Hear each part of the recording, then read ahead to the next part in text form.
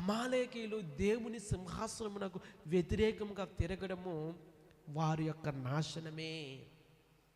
అమాలేకీయులు తమ చేతిని యెహోవా సింహాసనమునకు విరోధముగా ఎత్తిరి గనుక యెహోవాకు అమాలేకీయులతో తరతరముల వరకు యుద్ధమనెను. ప్రియులారా, దేవుని సింహాసనమునకు వ్యతిరేకముగా చేయెత్తేవారు ఎవరో భూమి మీద ఉండలేరు.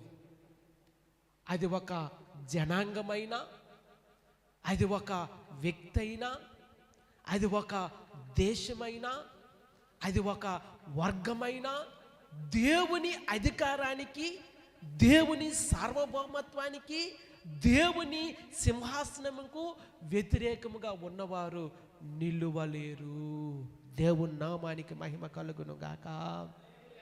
ఎందుకంటే